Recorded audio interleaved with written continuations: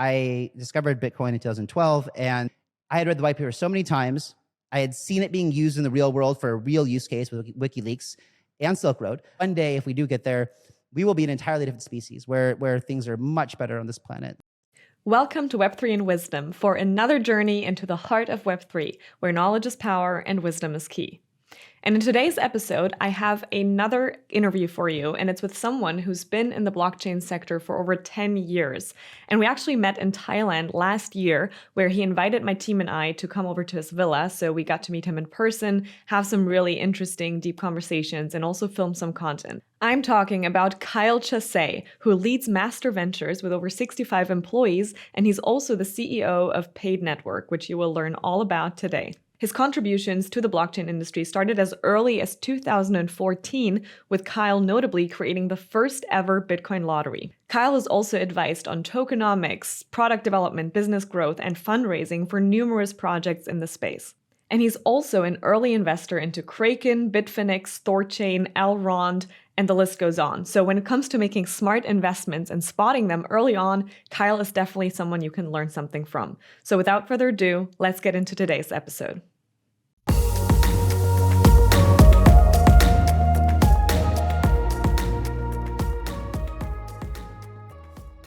I'm so excited to reconnect. We were like last time speaking in Thailand last year. A lot has changed since then. I feel like, this industry is moving so fast. And, first of all, my first question before we get into this interview is, how are you doing? How are you feeling right now? Well, yeah. So for me personally, I've been through several market cycles before, and so so I personally am okay with that. Where I know a lot of people are kind of struggling because people tend to, it's funny. People always look at kind of their portfolio and they're like, oh, like I was rich in the November 2021, right? And now I'm poor because I didn't sell. They beat themselves up. And I think that's a really good thing. I forget who said it, but like, your wealth isn't measured, from peak to peak, but trough to trough. And so like, as long as you can, have your portfolio value is higher next bear market than it is this one, like you're doing well.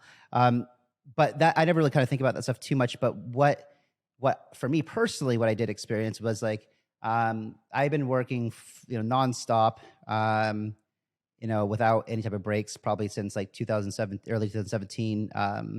And no vacations, like 6 days a week, long days.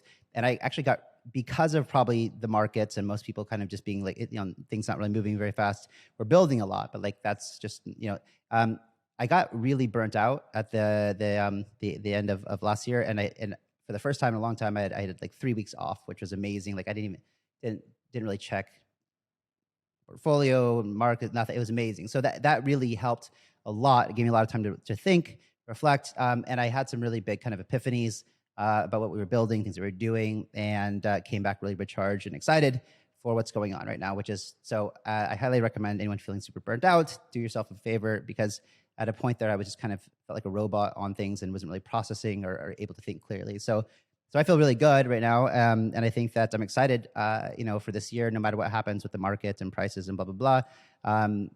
I think that I know what I'm going to do this year as far as what we're building, what we're working on, and kind of the content that I create, what I'd like to share with people. So so I'm good. That's amazing. And I think that's a really good start to the conversation, because I think a lot of people can relate to that. Whether you are in the Web3 and crypto space and you've gotten in during a bear market, and then you were on a high and you've experienced just the bull run, or you came in a bull run during the bull run and then you experienced the bear market for the first time. I think a lot of people, this was their first bear market. Obviously, you've gone through more cycles, but then there's also the entire world going through like the pandemic and just unexpected or uncertainties in the world, that all of a sudden there's a collapse happening, and then it affects your business, it affects your life. So maybe just to wrap up this first question, what is maybe one thing that you can give as an advice, because you've gone through so many cycles, to keep in mind maybe when people are on that high, when we're back in a bull run and everybody's excited? What is something that maybe you now would do differently? Well, I just because one of the things that you said just kind of really triggered a thought of mine, and maybe if this doesn't answer your question that you'd like, just ask me again after I finish it. But I think one of the things that we have now learned, and let's go back to like the pandemic. You know, for me personally, something like the vaccine didn't feel right, and so for me, I chose to not do it. And and I was and to people that I loved and cared about, like I was very outspoken that and I actually like got uninvited to family events when I went back to California, to the United States to join them.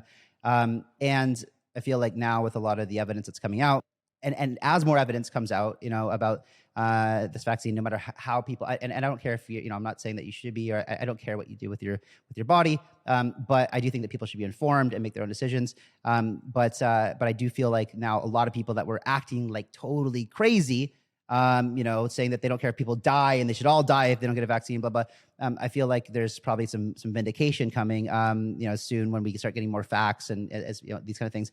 That's one thing, but I don't want this to be about that. It's one point I want to make in the series of many. Then you look at things that happen. Like Three Arrows collapse, right? Which was Three Arrows. For those of you who aren't aware, was like the most tier one trusted. Everyone looked up to them, kind of VC hedge fund in the crypto space. That even people from my team were saying, "Oh, we need to do more things like them." And I'm like, "No, we just need to do what we feel is right, what we're doing." And then you have things like SBF and FTX, where he was the darling, the poster child of crypto, and da da da da da. And everything about those things I mentioned, in my opinion, they were all doing things for the wrong reasons, right? And you look at the crypto space, Web3 space, and what has failed us, what has lost, harmed our reputation, what has caused us damage, has been centralized, total traditional companies with profit models, without valid token use cases, who people put their trust in. Celsius, for example, that's ended up, costing. And again, you go back to, a lack of transparency. You go back to having to trust entities and take their word for things. And this, for a very long time, generations since we started industrializing, and we've had these centralized institutions that never seem to let us down when it comes down to putting our faith and trust in them.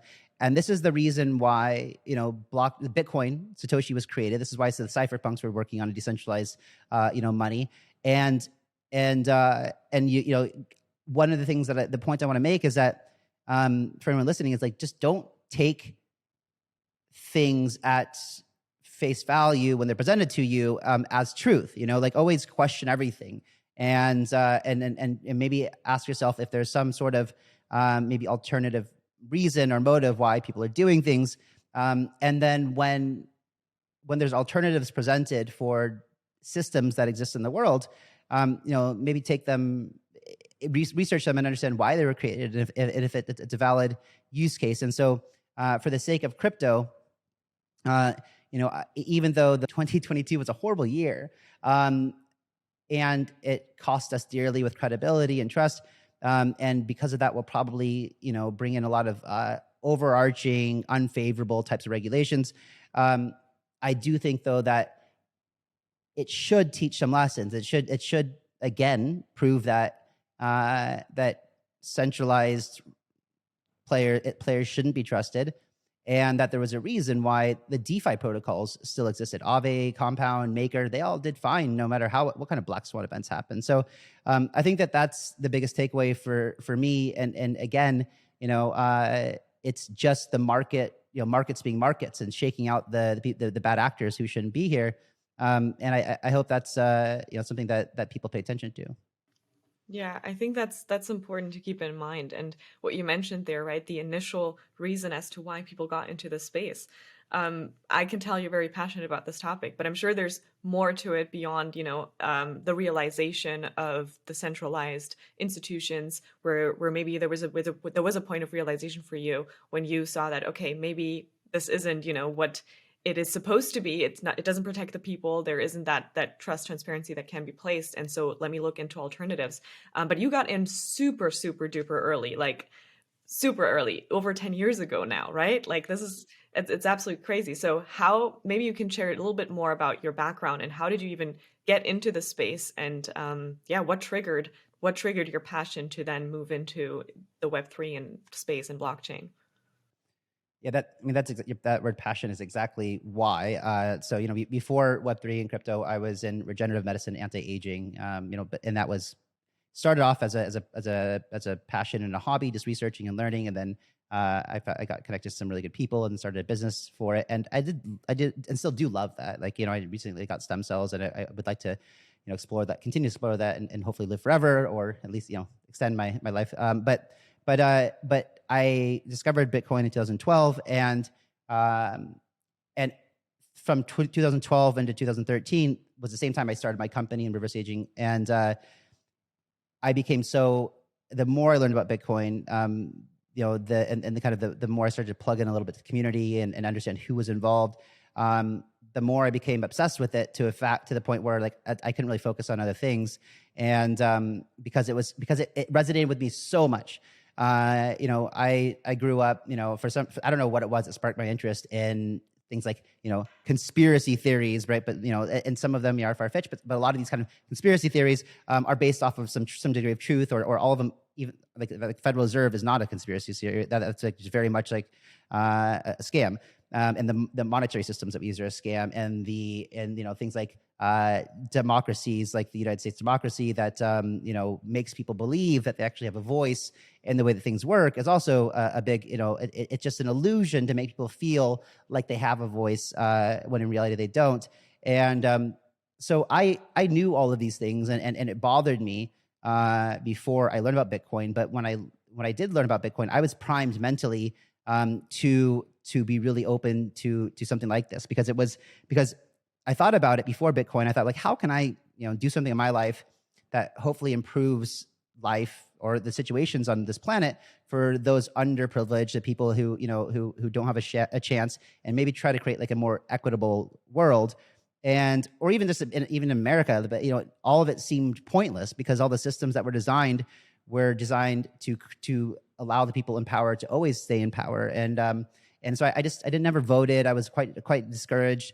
But then I discovered Bitcoin and said, wow, this is something that could allow us to circumvent these kind of centralized means of control, and got me really, really excited about it. So I just wanted to kind of experiment in the space. And so I sold my company in reverse aging, used that money to buy Bitcoin back in early 2013, and then started building a Bitcoin lottery. And that was fun. I don't know if that was just it was kind of a hobby. Like maybe at the time I thought it was going to be something big, but like I maybe gravely underestimated the amount of time it would take for this adoption to happen. Or I was at the time, I knew, like, kind of when I really, really understood what Bitcoin was, I did have a strong feeling that it would always be around to some degree, right? I just wasn't sure if it would one day would only be used for like the underground and cartels and stuff like that, or if eventually it would become massive mainstream for everybody. But did you see it as Bitcoin first, just the cryptocurrency, or did you like right away understood and like were more excited about the potential of blockchain? Because I feel like there is a big difference between, being excited about the crypto aspect and like Bitcoin itself or the technology, or did that come later? Bitcoin and blockchain were the same thing. It was one and one back in the day because you didn't have altcoins, you didn't have smart contracts, and so you didn't really distinguish them from one from another. In fact, like it's actually the most confusing of Bitcoin and Bitcoin because most other things, like let's say like Ethereum is the blockchain and ETH is the cryptocurrency, Solana and Sol, Cardano and ADA. But Bitcoin and Bitcoin were the same thing for the blockchain and the crypto. And you can't, with an open, permissionless, public, censorship resistant, immutable blockchain, you can't have one without the other, right? Centralized blockchain, yeah, sure, you don't need cryptocurrency, but for a public one, you do.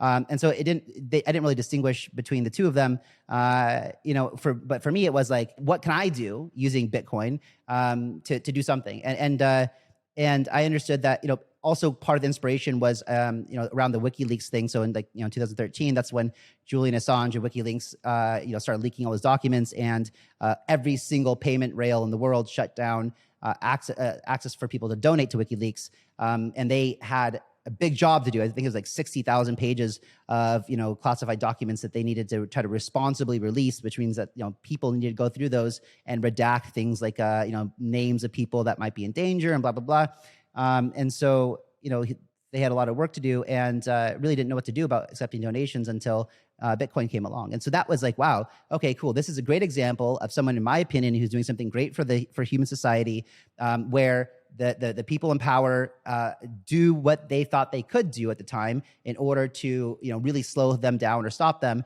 and that was to stop funding, and they did that. They successfully did that. MasterCard, PayPal, everybody didn't allow funding to come in, and then they started accepting Bitcoin, and it did. So boom, there's its first real use case. In my opinion, for something super disruptive. Obviously like Silk Road was disruptive, but you could be, and I think, free open markets like that, we can go into an entire different discussion on why I think that something like Silk Road is a really good idea, and how it would reduce harm in the world. It would, I can go an entirely different conversation about all that stuff. But anyway, that was the first political kind of use case that I thought was interesting. And so that was like, wow, okay, that was the first thing probably in history that kind of didn't allow those the powers that be didn't allow them to kind of stop something from happening, and that was eye opening to me. So that's when I kind of was like, yep, this is it. This is what I want to be doing. Amazing. I mean, you really have to have a certain type of character to not only see that, but then to go out of your way to invest in it and, take on that risk that a lot of people talk about when they first get into the space. They're a bit hesitant if you're more risk averse. But if you fully understand the picture, I actually think there's like lesser risk there's more risk involved to not get involved and not getting involved, right? Because it's like the depreciation of the fiat monetary system. Well, the psychology was pretty simple for me, right? Like when I had to make the decision, do I want to take my fiat and put it into Bitcoin? I said, okay, well, I know there's a fixed supply of Bitcoin, so the supply is fixed. Do I think that in the future more people will use Bitcoin than do today? And like that seemed super obvious to me at the time. Like I said, even if it's just for the underworld and corrupt governments and blah blah. But I think that it would still have a use case no matter what. And so I think that today the question is like, do you today think that more people will use Bitcoin in the future than they do today? And if you think the answer is yes, well, then you have simple economics, 101, and the price should increase. Will increase. It has to. If demand increases from supply, like boom. So yeah, it was a pretty easy decision for me at the time. Plus, I was young and I just didn't really, and I had so much conviction at the time. And I think that's one of the things that a lot of people who get into crypto don't take the time to truly understand what they're investing in. They don't know, so I think a lot of people understand what Bitcoin is, right? It's you can call it a digital gold that's probably more value because it has better aspects. It's more easily divisible. It's transportable. It's pseudonymous. It actually has a real defined artificial supply, unlike gold. Gold, we have no idea how much is in the planet. We might find a huge nugget the size of like Mount Everest. Who knows, right? Or asteroid or whatever. But we know what the supply of Bitcoin will ever be. People understand Bitcoin pretty well and its use as a currency, and mining and all that stuff. But when it comes down to like altcoins, people have no idea what that coin is supposed to do. And I think that some people would just think maybe it's a share of a company or whatever, and so they don't understand it. But the point is that conviction. So if you if you're going to invest in an altcoin, understand what that token is for. How is this product that the thing that's the ecosystem that's being built and that has this token, how are they going to create value? Like what kind of value and revenue are they going to do? And then where does that value flow? And does it flow into the token, or is it like a normal centralized business that has like revenue generation that goes in the pockets of the founder, and they have this token floating over here that kind of does nothing, right? And that's the case of like FTX and FTT, right? It's just token over here, there's nothing, and people valued it in tons of billions of dollars, but it didn't make any sense, right? Like imagine if all the money that FTX ever made went into the token token ecosystem, like that would have been a super valuable token, right? So this is like there's so much. So the point is conviction, right? So at the time when I understood Bitcoin, I had read the white paper so many times. I had seen it being used in the real world for a real use case with WikiLeaks and Silk Road. And to me, I had conviction. So in today's market, I think people invest in something without understanding, don't have conviction, and they buy it with FOMO because all their friends are doing it, and they haven't done the research, they don't have conviction, and the second it starts going down, they think, oh, it's a fucking scam. Why am I so stupid? I fell for it.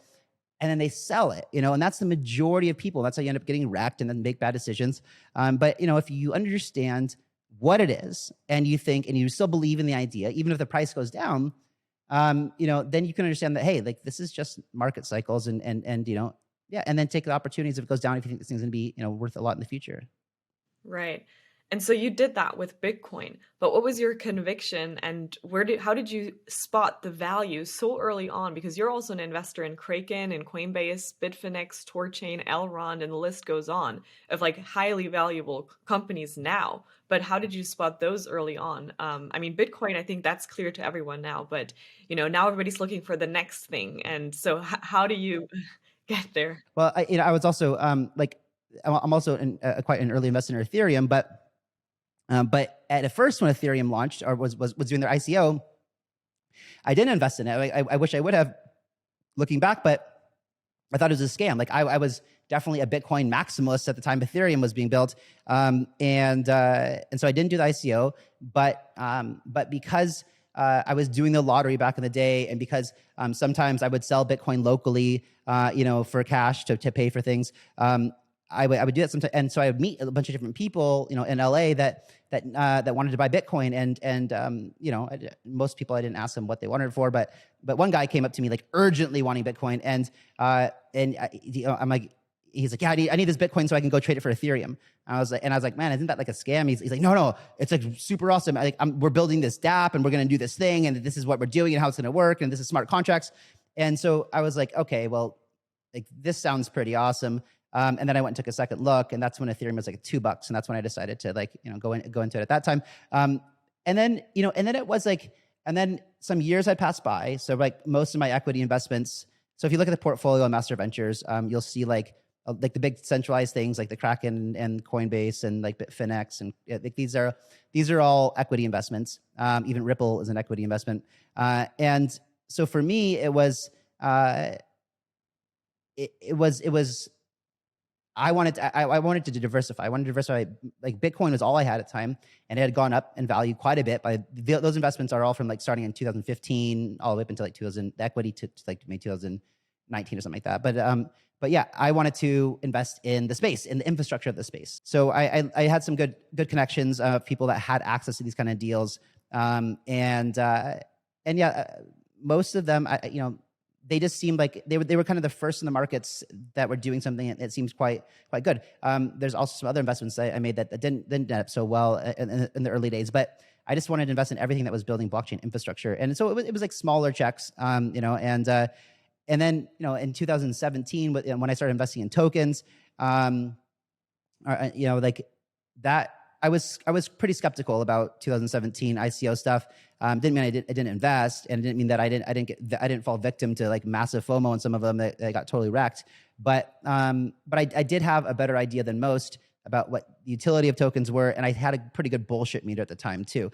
And so I could kind of tell. But I think in 2017 I probably invested in maybe probably only like 15 projects or something like that, and I think that I think maybe 5 or 6 of them ended up being very, very valuable. The rest of them, I think, went to zero. And I just held them all. I never sold anything. And so I still have the bags of the ones that are doing really, really well. And the other ones, I think I have zero liquidity. I can't sell them, nothing like that. So that's amazing to hear sort of that journey. And you said you invested first. The focus was on like blockchain infrastructure. It moved to tokens. What is the focus right now for Master Ventures? What areas are you looking to invest in? I think that so for me, people go, oh wow, you invested in Coinbase really, really early. That must have been huge. No, I mean like most of I don't actually know what it's worth because I don't know. I like literally all of my equity investments sit in the kind of account where they were being issued, and I don't even know what to do if I wanted to sell them or if I can. I'm just kind of leaving them there for one day, and hopefully they're worth even more. But the point is that like for equity investments to be realized, that's why crypto investing as a VC is much different than like traditional equity investing as a VC. Whereas in traditional equity investing as a VC, like you typically need to you might invest in a pre-seed or seed round or whatever, but most of the time these investors need to wait for a public, like an IPO, before they can start selling the shares. I think there is some way for privately them to sell shares amongst but mostly you need to wait for an IPO, and so a lot of time those investments either do really, really well or they go to zero. Whereas in crypto, you almost every single company at least has a token launch where there's some ability to have liquidity, and so maybe even if it does super poorly, maybe you can still recoup 10, 20, 30% of your investment. I forget what was the original question. Oh yeah, so but now my focus is I really love the idea of token economics, the way they're created, and so we usually, when I'm doing due diligence calls as an investor, that's kind of the one thing that, like, yeah, I want to hear what you're doing and if it's cool and innovative and who you guys are. But a really easy disqualifier for me is, what's the use case of the token and why is it going to accrue value and as time goes on? And do you have an equity, like a cash equity model in here somewhere that is extracting value from the token? And if so, then I'm probably out. And then just the fact that, I like investing in tokens more than I do equity. But people need to understand though that some projects or companies just should not have a token. There's just no use for it. And so if you're building a product that has no use for a token and you ask me to invest in it, I'm just not going to. I might love your idea and think it's super revolutionary, and then maybe I'll be interested in some equity or something like that. But I think, yeah. So now moving forward in 2023, we're still definitely investing. Master Ventures has the side that's an extension of myself, the private equity side that has invested forever, and then we also have an LP fund, and we have the LP fund is more structured. It's more it's definitely not going to take like degen types of plays like I will personally, but yeah, moving forward in 2023, I think that if the market picks up and we see some type of bull run. Or if this is 2024, I definitely think one of the narratives is going to be AI, and just because it's hot and you always have these narratives and people need to be careful. And I think that one of the things to learn too, and one of the things that we should have learned, people from looking back, it's like, okay, so let's say that we move into another bull market and there is another hot narrative like GameFi was, or the last one, right? Or metaverse. So I think that, I definitely think that AI and blockchain is going to be a huge narrative, and it's going to be crazy. But I think that people need to, what I'm going to do moving forward, like GameFi, we saw it take off, Axie Infinity, people and I didn't, for a while there, and it happens so easily in a bull market for you to forget your basics, forget your fundamentals, and just FOMO into something because it's making money, and you're like, I don't even really care. It's but then you end up, then the market comes down, and the projects that weren't really building the right thing for the right reasons, they don't survive. And if so, if I'm investing in something that I think is going to be around for a long time, and I miss the opportunity to take some profits in a when it's really up, and we go into a bear market, okay, I'm fine. I'm fine waiting another 2, 3, 4 years, because I know that you guys raise enough money. I know that you have a really good use case, a team that understands what you're building, why the token is good, and so really, so Master Ventures has evolved from early days being strictly advisory and investments to then it was advisory, investments, and accelerating or incubating, and that was great. And so I've really proven my ability to understand kind of the natural process of going to market and how to support that. And then we actually took all that knowledge and then launched Paid Network in January 2021. And that was great. Like we literally started thinking about it in a bear market. For the first 3 months or whatever, we tried to raise money. No one would write money to write us a check. And then all of a sudden, once the first check came in, it was like crazy. We were only raising $2 million, and I think we had over $600 million of requests of people that wanted to invest into it, and it was insane. And then we had that bull market. So, but yeah, to answer your question, we've evolved from supporting, advising, incubating other people's projects to working on our own. Because what I've learned is that there's very few people in the space that really understand it as deeply as I do. You have a lot of first time founders, who are in the crypto space raising money, and they just I've been let down a lot. Let's say that, like, some people that we've incubating, they either like don't honor the agreement that we've had before. So we've had some successful ones that didn't want to pay us what they owed us in tokens, and that was disappointing. And so what we've, and I can go on, and then, in fact, we're actually building things within Paid Network, and we're building a layer one right now too. Yeah, let's talk about that a little bit. So you said paid network, right? And just so people understand and have a little bit of context. So you said that paid network at its core is like a network that is an easy way to integrate, negotiate, manage business contracts using or utilizing smart contracts for payment, escrow, and more. So maybe you can get that. That's just like a brief overview that you gave in another interview, but maybe you have some examples so people understand what you're building there and the value of that.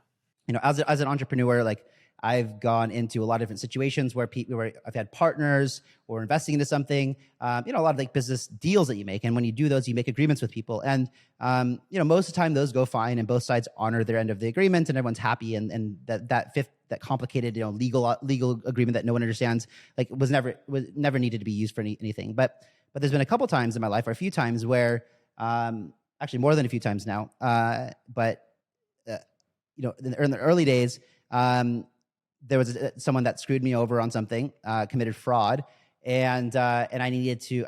I wanted to. It wasn't a huge value. It was only $27,000, but this was in 2016, and that's too big for small claims court.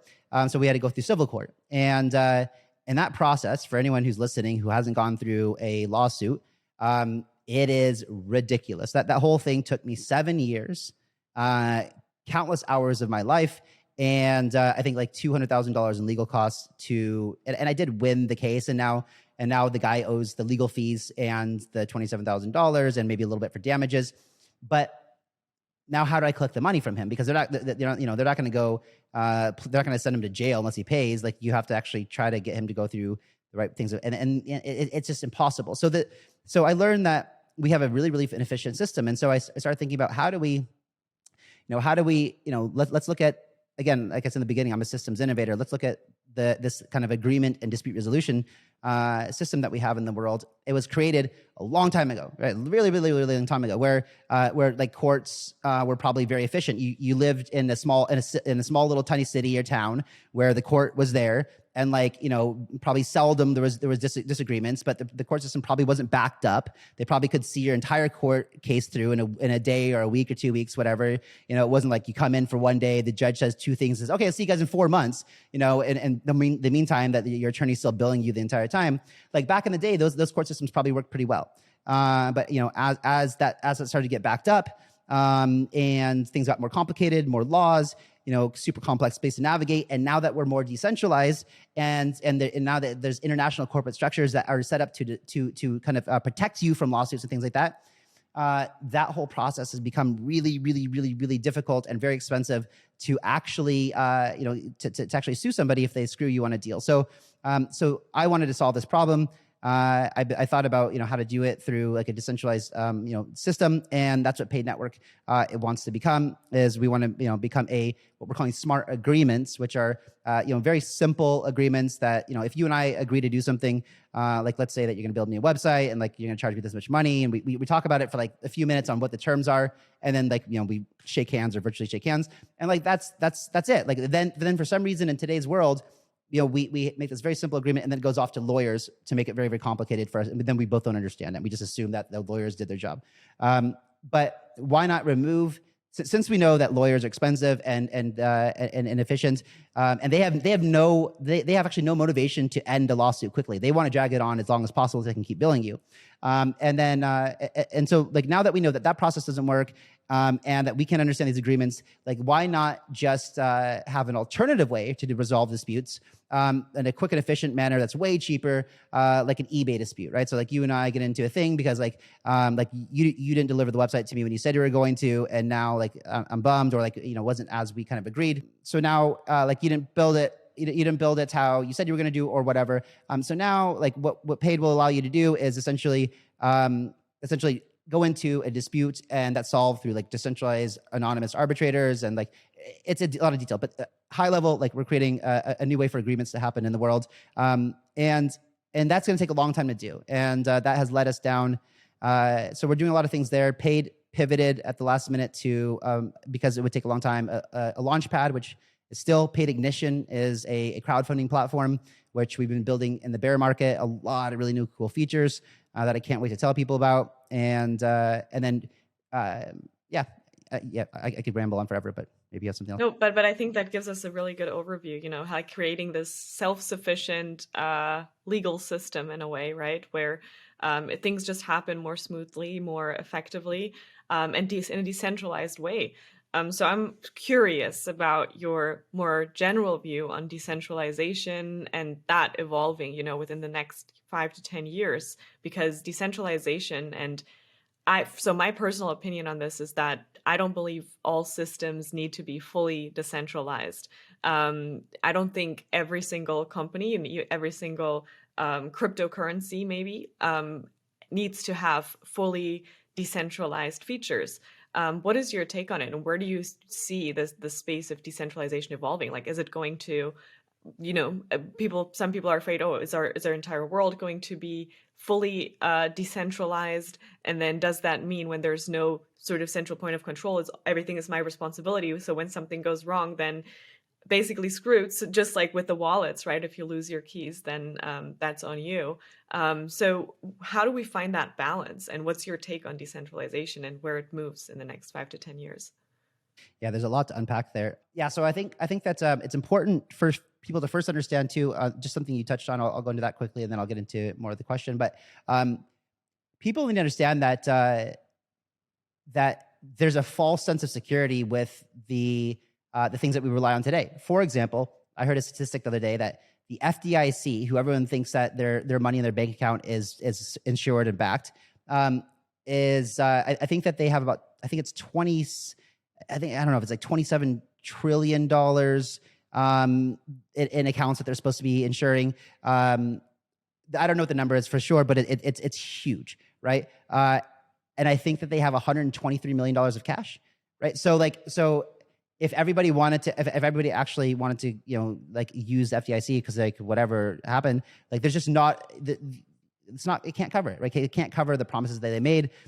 Same thing with banks, right? There's fractional reserve, and so if there's all of a sudden an emergency in the bank run, like your bank's not there, you know, they're actually using it to do other dumb things in the background. So we have to understand that these systems are all facades too, right? And we know that the banking systems and the financial systems, they're full of corruption, they're laundering money, they're using money to do dumb things, and now we've, you know, in 2008, we've given the banks the assurance that, hey, if you fuck up and you severely abuse what you're supposed to be doing and make mistakes, there's no consequences for you anymore, right? But you know, in 2008, those banks that were under, they should have went under, but we bailed them out with taxpayer money. So I think it's important to know that, like, and I bring that up because of the self-responsibility issue, right? Like, you know, yes.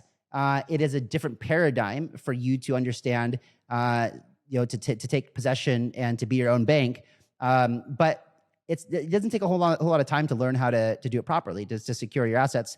And once you do, you know, like, hey, you put your assets on a cold wallet, you know, make sure that, you know, you take care of your seed phrases properly, and now you're your own bank and you don't have to rely on anybody else. And that's the whole purpose of blockchain and cryptocurrency, is to never have to trust anybody ever again. Don't trust, verify. That's our motto in the space. And that means, you know, all open source code can be audited and we can see that people aren't lying and we can see exactly what's happening.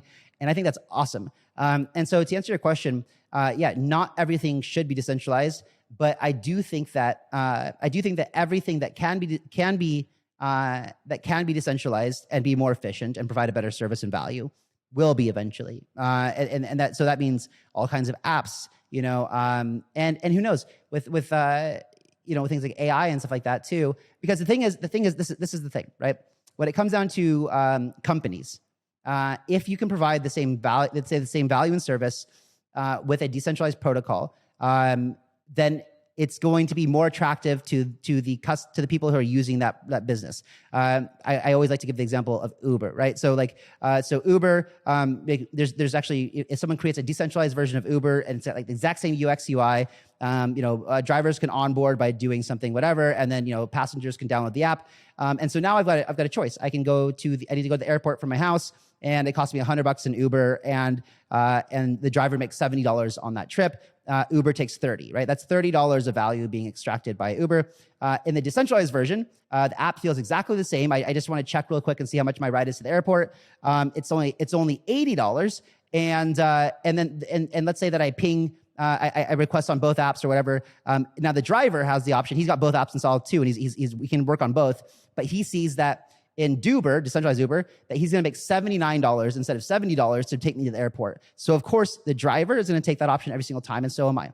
And so that's and I say 79, not $80, because in these decentralized systems, something needs to be used as incentive for people to maintain the network, update code, incentive for people to participate. So most of the value created by that ecosystem is kept within the ecosystem, which is a better value, more value for people, and more efficient. So things like that will be disrupted for sure. Now, when we talk about politics and governance, this is also something that would be nice if there was decentralization.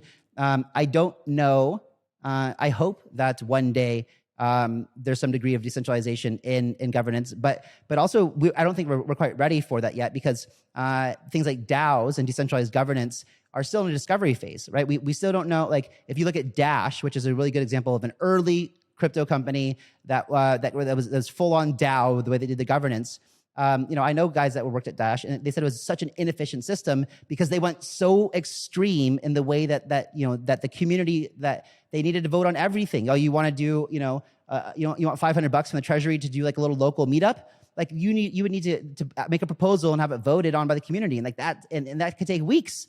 That's super inefficient. So I think that right now it's too early to answer that question from a governance perspective, because we maybe haven't found that right balance of efficiency and decentralization that kind of gives you the trust, a right, and also voting is interesting too, right? So like how should we do voting? Should it be one token, one vote? Or should there be some degree of like knowledge-based voting? And so the bunch of people working on voting mechanisms right now to kind of figure out how to do that. So I think that is still a very early stage of development and research and learning. But I am a decentralized kind of maxi. I like the idea of it. I think that as we create, as technology improves and things become more easy, where people don't really have to understand so much how it works on the back end, for sure, everything that can be decentralized will be. And who knows? Maybe we'll see a country one day that that really adopts the idea, and maybe it's not fully decentralized, but it is enough to provide trust in things like democracies, right? Like, just think about if we had a decentralized voting process in the United States, for example. Like, every single 4 years, people bitch and complain about that it was a rigged election, and it probably is every single time. But 50% of the country is in an uproar. If that was done on chain, and not to say that's decentralized, but it is using decentralized technology for a broken system.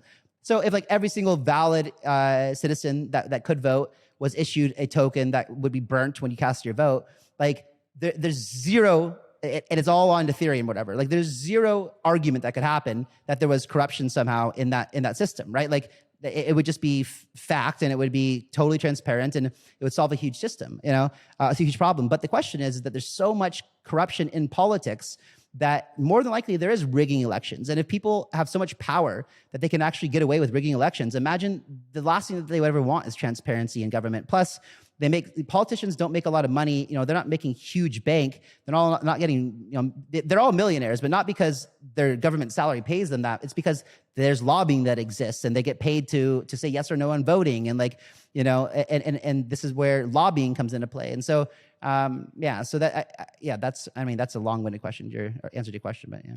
But I think there were a lot of things you touched on, and important things to talk about. I think governance and the idea of, DAOs being a new form of governance system is going to be one of the main drivers when we're talking about the future of Web3. So, this is obviously a huge topic, but I wanted to talk about this with you anyway, because one of the reasons I initially approached you and were like, oh, we need to meet up in Thailand was I saw a video and this idea that you had of creating and I think you had a first like a trial run or an MVP of like the House of DAO, right? Which is really exciting because I mean, the DAO part you can talk about, but what I'm also even more so interested in is this intersection between the real world and the digital world, and creating a hub and a community of people that are all passionate about building things on chain, creating a decentralized future while connecting in real life. So maybe you can talk a little bit about that as well.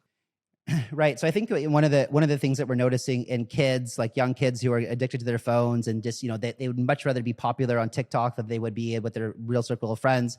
We're missing this like human connection aspect. I'm not sure if I'm not sure if kids miss it so much because maybe they don't even know what it feels like. But I do know that for me and a lot of people that I know, and probably hopefully that kind of, and if we can develop a community like that and kids are born in these communities, then hopefully that becomes important and still relevant to people. But let's make a kind of an analogy that people can relate to. As we had the pandemic, and so a lot of companies started having people work from home that maybe didn't do it before, and they realized that maybe they were just as efficient and they don't have to pay office rent anymore. So now you have the ability for people to be nomadic and work from a laptop anywhere in the world, and no longer are people bound to go to an office every single day.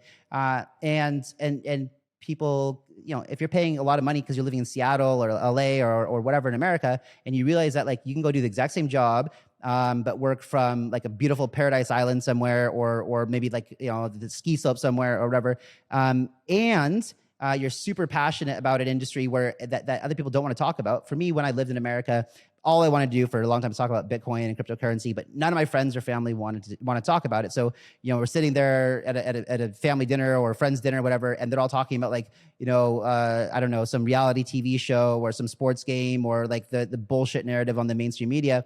And I just had nothing to talk about, just fucking bored out of my mind, no, just thinking about how ridiculous this was. And then every time I brought up something that was had to do with Bitcoin, even if it wasn't, even if it wasn't the value of it, but it was just more the benefits of the life that could be, and just, no matter how I phrased it, they didn't want to hear about it. It was just the same thing, blah, blah, blah, blah. And so I felt completely isolated, even though I was surrounded by people that I loved and cared about. And the only place to really find community was online, which is okay.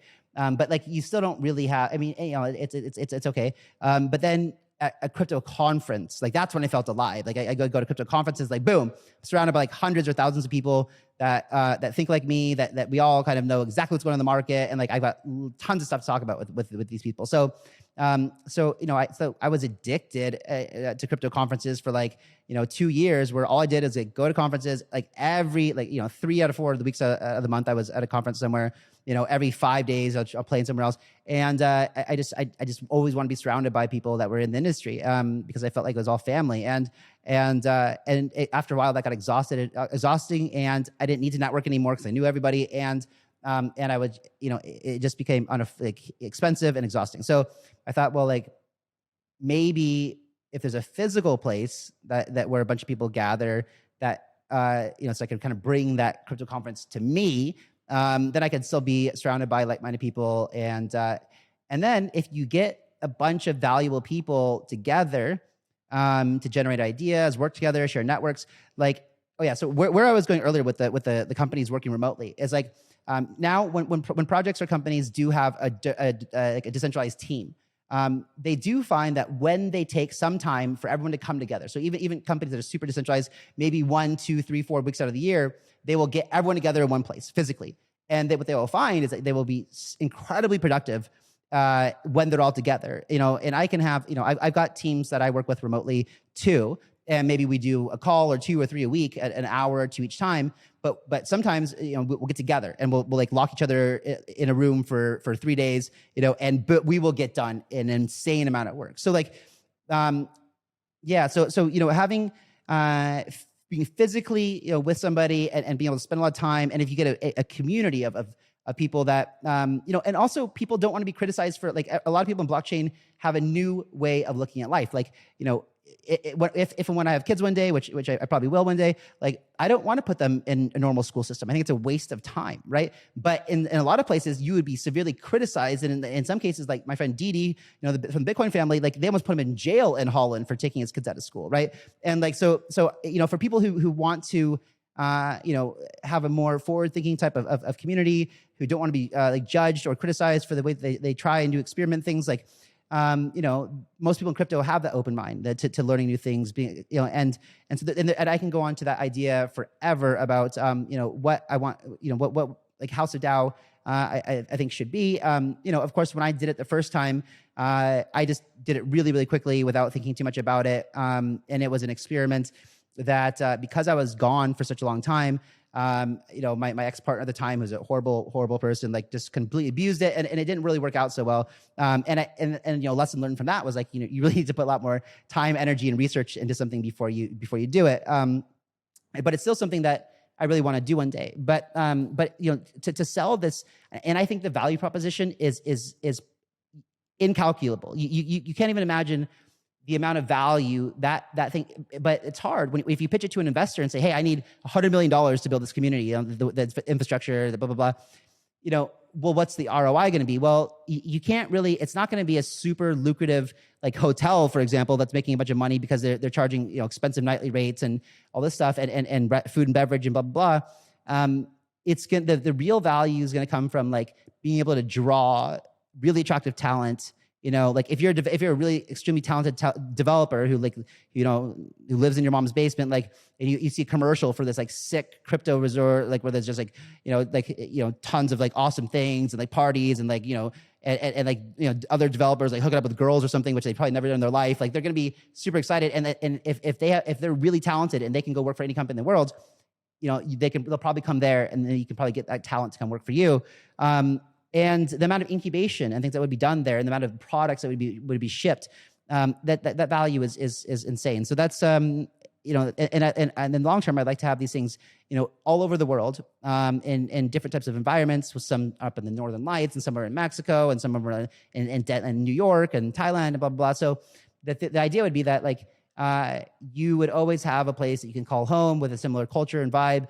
But a lot of people like to go to different, travel and be nomadic. So that's kind of the idea. And I know that you have a lot of thoughts on that too, and you guys have been thinking about it as well. And so I do hope that that one day we can make this happen. And so it's not, we will. And right now it's not a big focus because it will be a tremendous amount of work to do it eventually. But right now that's one of my driving reasons for wanting to make a lot of money, is so that like I don't have to go ask for money to build it. I can just do it myself, or do it with some friends or whatever.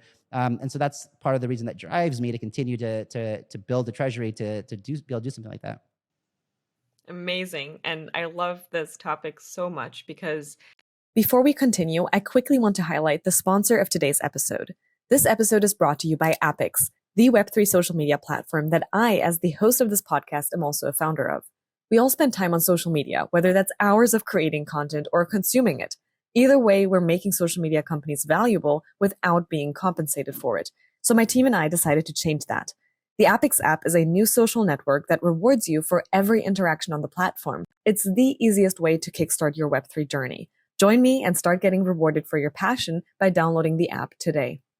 This is really, about the future. It goes beyond just the things we're doing now. It's about future generations, about how they're being raised, about all the systems. How do we now put them together into a place, into an infrastructure where you can, have children grow up and be completely different humans, where you're not growing up and you are already from the start being like manipulated with certain thought forms, and you have to go to school and you have to do this and you have to do that. But there is more freedom, and it's just a different way of upbringing. It's a different way of living. And like you said, I love that about this space, is that you find people are so like-minded in different areas. It's not just about crypto. It's not just about blockchain. It's a philosophy almost. It's like a way of life, the way you view things, the perspective you have.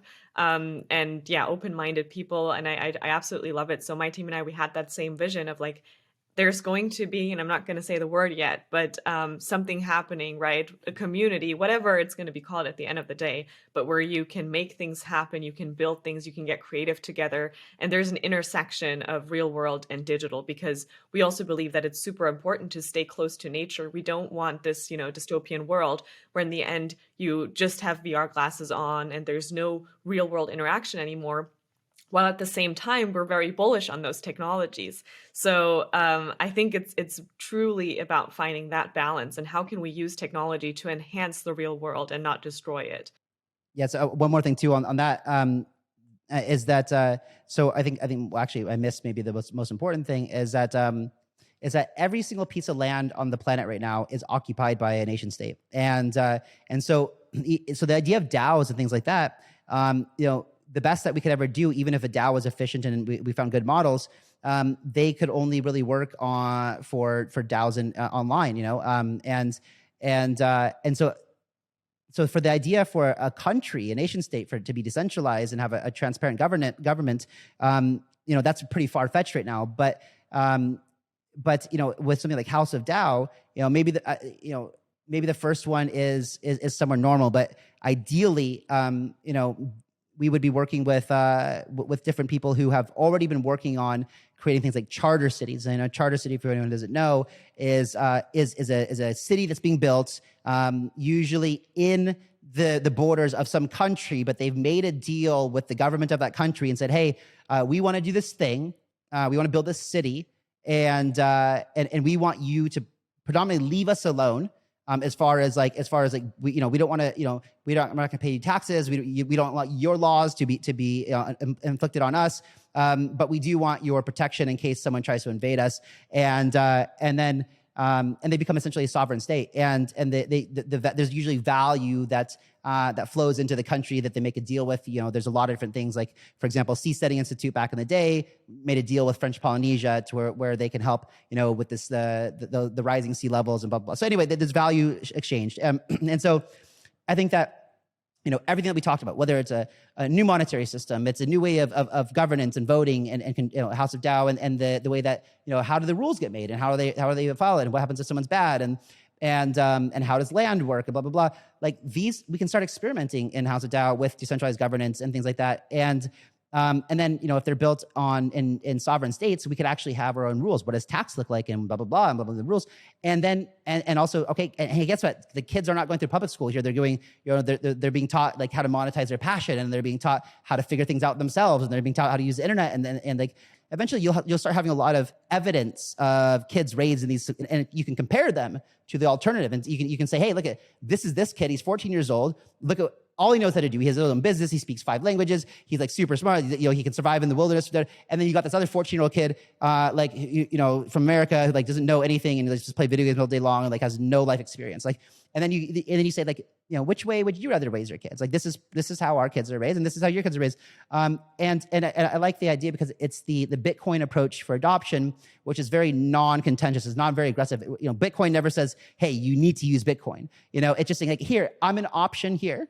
This is how I operate. Here's my rules. And you're welcome to use me if you want to, but you don't have to. And you do that by providing something that's so good, so much better than the alternative, that people choose to participate in that system. I would like to see a vast majority of the world where people have the ability to choose which governing system that they lived in, and kind of I'll extrapolate on a little bit further. Like, so if you could start to have these sovereign states that were created around the world, where there's new micronations popping up, each with different experimental governance structures, that would make a lot of sense. Why? Because people are different, right? Some people love rules, they love regulations, like they would freak out if there's no rules, right? And then some people like love anarchy, and they think that pure capitalism and free market should, and then there's a whole spectrum in between that.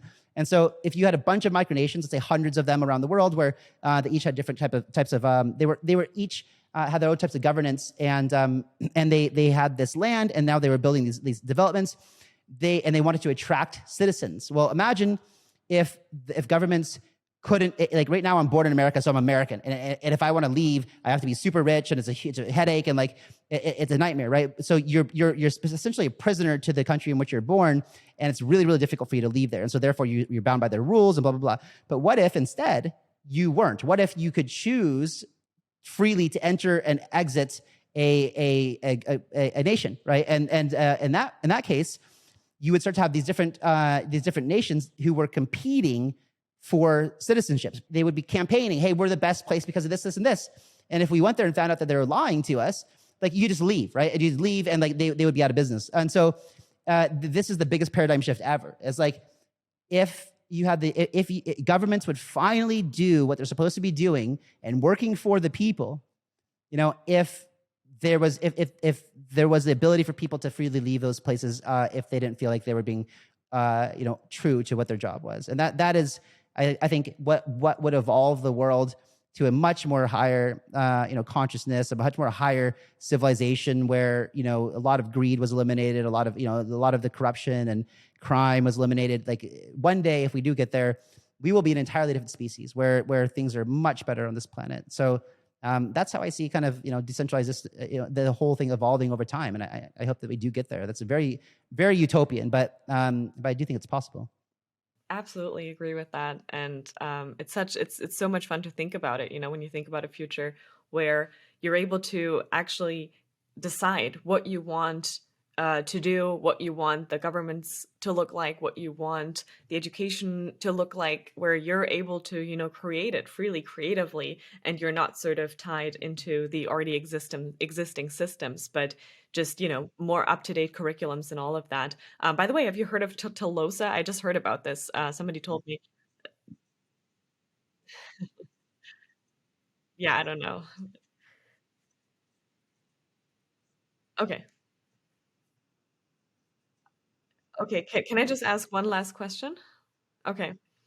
Um, All right, thank you so much, Kyle. You answered a lot and even more. You said so many. There were so many valuable things that you mentioned here without me even asking about it. From like DAOs to the future of our world, how we can merge decentralization with the real world and create new systems. So I have one final question before we wrap this up.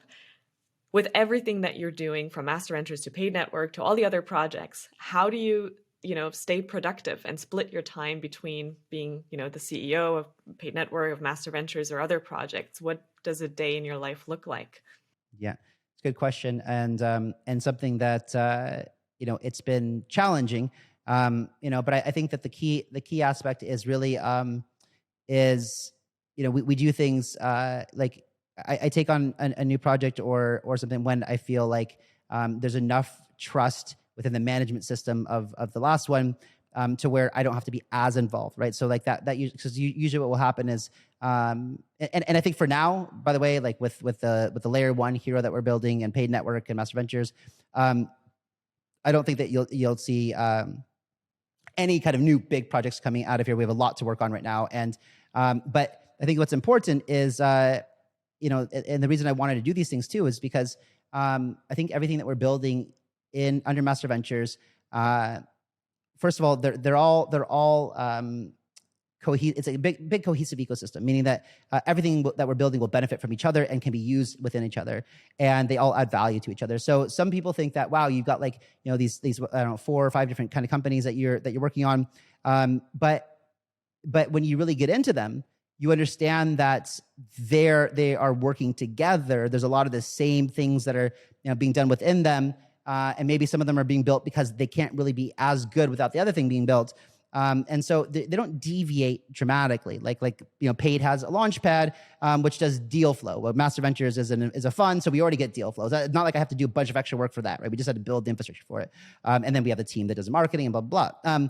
And then, when it comes down to like creating tokens, like once you understand token economics and you like make sure that you're like, I just love, that then you can apply those throughout all your different projects. And then, and so it's really about creating the really unique idea, making sure that the team that you hire to do the day-to-day operations, the executives, that they understand very clearly what that idea is, and that you trust them, and that you're checking in to make sure that things don't deviate and go off track too much.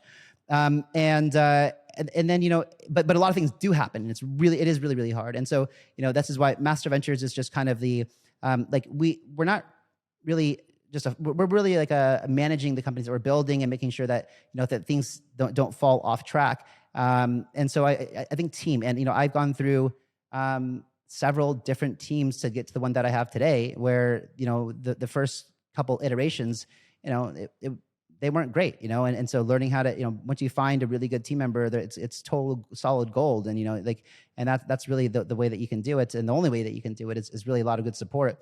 But, like Elon does it, right? And I'm not saying that I'm Elon, but like, I'd like to think that maybe one day I looked at him in the crypto space. He has many different companies that are all successful. And he's able to make them all successful. And so he's a clear example of someone who can get it done. It's about finding out how to make sure that you can do them efficiently. And I'm still learning, so a lot of people look at what I do and say, hey, your attention's too scattered.